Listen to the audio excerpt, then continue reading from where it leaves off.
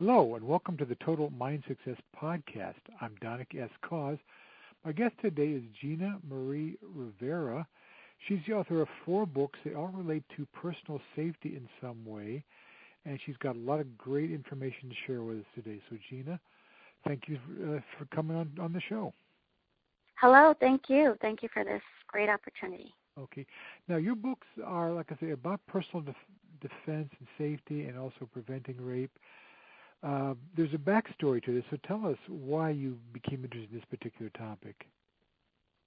Yes, well, I am a childhood overcomer of sexual abuse, and it started when I was really young, and at the young age of 11, I was gathered my strength and overcame my fear, and I taught myself to use my hands as self-defense, and remember, anything can be used as a weapon. So at that time, it was my hands, and I was able to stop my abuser, who was a family member. And growing up, you see it and you hear it, and it's kind of people don't really like to talk about it, or they feel embarrassed.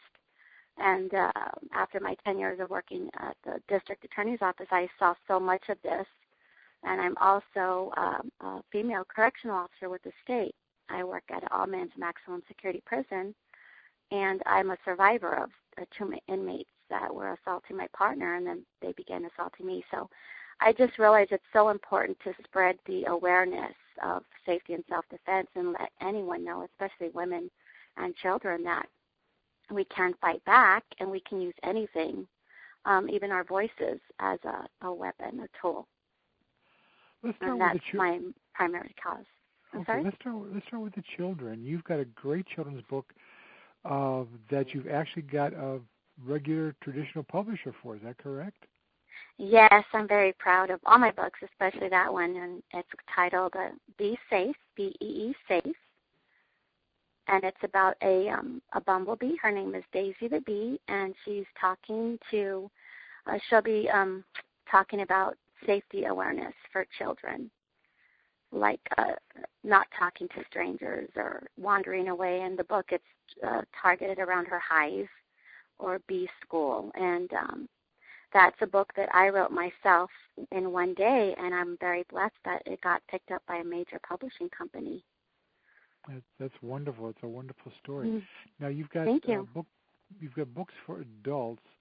One of them is called Fight Back, correct? Yes, that's my first book, and all of these books are self-published. I taught myself how to do this, and it's just my way of giving back, because I did a little research before, and I didn't see too many books that were out there to prevent crime, let alone rape and sexual abuse. And I just thought that it needs to be talked about, and it needs to be out there, and I decided to put all my information and training in my books. Okay. Let's talk a little bit about self-defense. I guess self-defense begins with, as you mentioned before the show, awareness, just being aware as you're out in the street about your business. Let's talk about ways to be aware, okay? And then maybe move on to some other stuff. Okay. It can be simple. It's just from even walking outside of your house, or walking from school. A lot of times, and I fall victim to this also, where, you walk with your head down, shoulders slouched down, or you're on the phone and you're not aware. You don't see what's in front of you.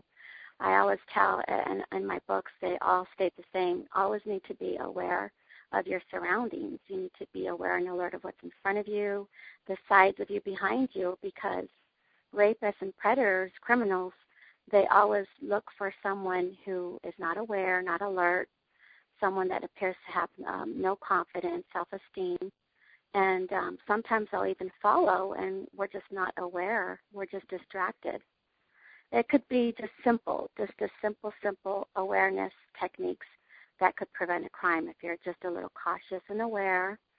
And even, for example, your keys. When we walk, we should always have our keys in our hands.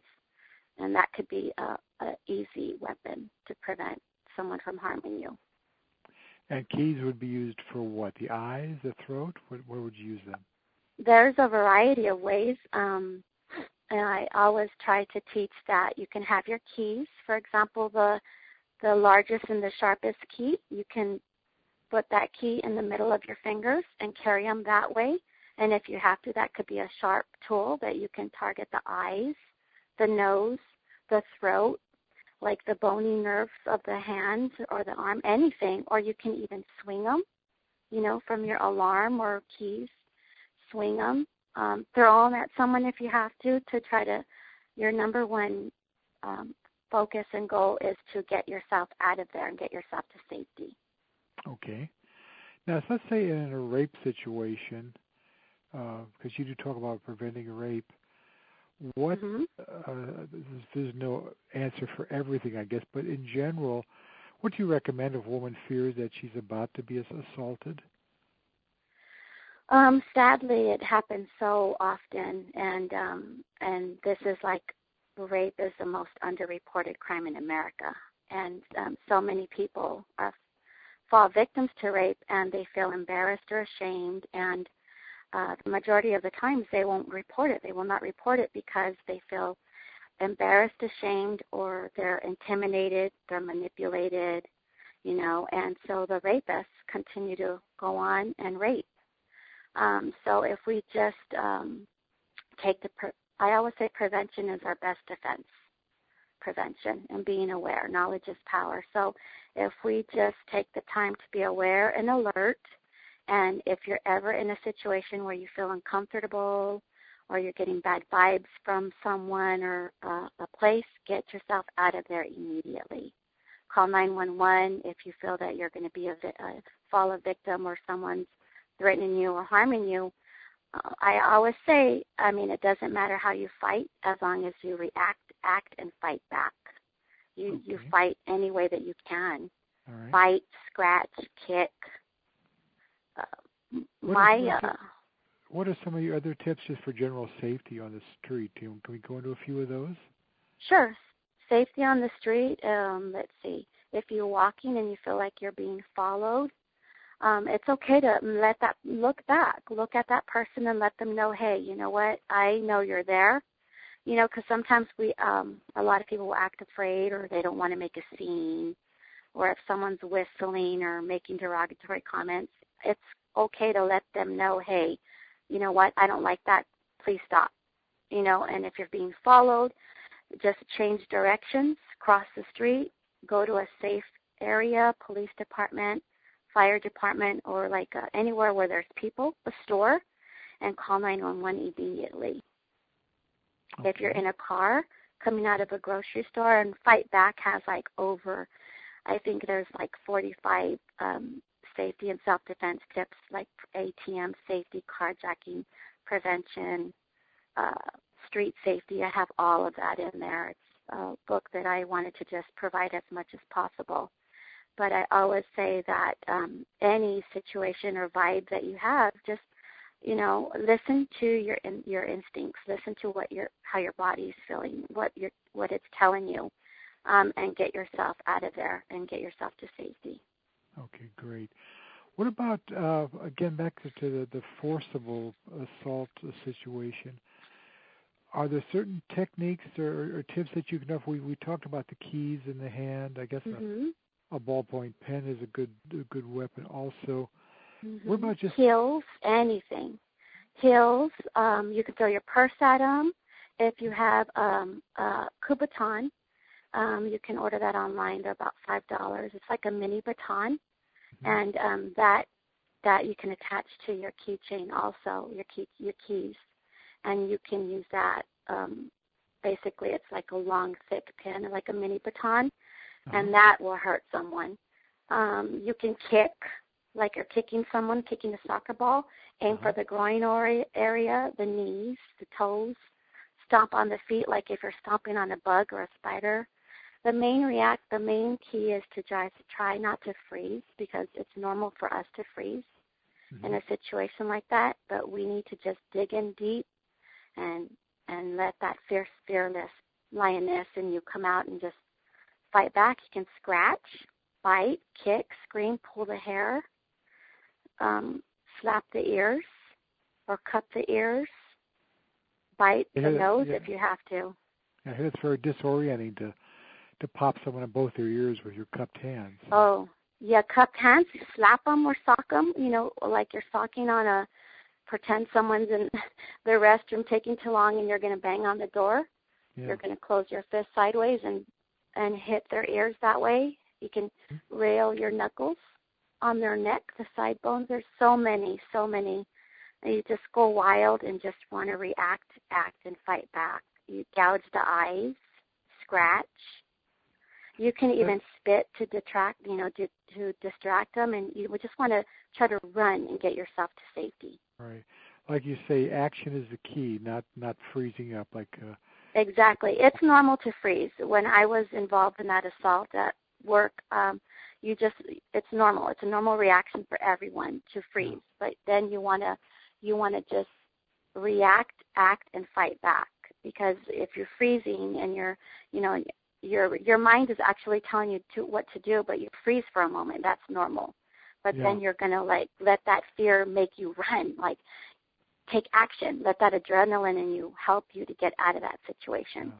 We all have natural instinctive skills. It's just, with all of this technology and everything, we've learned to ignore it. But if we just learn to listen to our feelings, it can save our lives. And just so people understand, it may have gone by too quickly. This was an assault at a prison. You are a correctional officer, and this was an assault on your male partner, and you jumped in to help him. Is that correct? Yes, sir. I work at a maximum security prison for men, and my male coworker, my partner, was being severely assaulted by 2 male inmates, and I immediately ran in to help him. It was just him and I in a locked building with 200 inmates, and I had to help him. So I didn't even hesitate, and as soon as I ran in, the 2 inmates in turn ran after me, and I just saw my life flash in front of me, and they started beating me, punching me, my face, my head, kicking my knees. That's why in my books I say you fight anyway, because they will pull your hair. They began pulling my hair. They bit my wrist to try to take my weapon, which was my baton. So an attacker will do anything. So you need to remember you need to fight back in any way that you can. And I was very blessed to be able to fight both inmates off alone. And I had no prior experience of ever being in a fight ever before or an assault. So this was new for me. And I will admit, yes, I did want to freeze. That's normal. But then your mind, you've got to do something because you see your life flash in front of you. And you have to react and take action. And I was able to pull my partner out, push him through a small opening, and get us both out to safety. Thank God. Yes, thank God. Thank God. Thank God. Yes, you've got 2 more books out there. Let's talk about those briefly. Mm-hmm. So I just published Little Black Book, my new baby, and I decided what a cool name, Little Black Book. So the book is black, and I decided to make it nice and small enough for a woman. It's primarily for women and teenagers, but it's all about preventing rape. It's very simple. It's small. You could fit it in a backpack or your purse or even a black pocket. And I provide 35 very easy. I wanted to make it just very easy and readable book that's straightforward, and it has a lot of very, very good, basic, simple, informative self-defense tips that needs to be out there. Everybody should know this. Okay. What's your other book? And I also provide positive, motivational, quotations in the book to help women who are going through or overcome stress, and reassure them that they can overcome their fear and have strength. So I thought that was good to have some positive, motivational affirmations there for them. And the other book is the same title, Little Black Book, but it's in Spanish. It's called Librito Negro. And I did that. I translated it myself into Spanish because I also realized that rape and sexual abuse and child trafficking occurs so much, much more in other countries, especially in Mexico. And I wanted to be able to donate. I usually donate the majority of my books to receiving homes and schools and anyone that needs information. That's my cause. Well, it's a very worthy cause, and you're doing a lot of good work, a lot of help for Thank people you. out there, children and women. Yes, you're very welcome. Thank you. Gina, tell people where they can find your website and your books, et cetera, et cetera. Sure. You can visit my website. It's www.ginarivera.com. I'm on Facebook also, Twitter, and I have a couple videos that I provide free basic self-defense tips on YouTube with my name, or you can Google my books. Fight Back is available on Barnes & Noble and Amazon.com and Lulu.com. And my other books are available on Amazon.com and Lulu.com. And if anybody ever needs a copy of a free book, feel free to give me a call, and I'll mail you one. Oh, that's very generous, very generous. My guest today has been Gina Marie Rivera, author of books on self-defense techniques, especially for women and children. You're listening to the Total Mind Success Podcast. I'm Donick S. Cause. Thank you for joining me today, and I hope you can hear the show again soon. Thank you now. Bye-bye.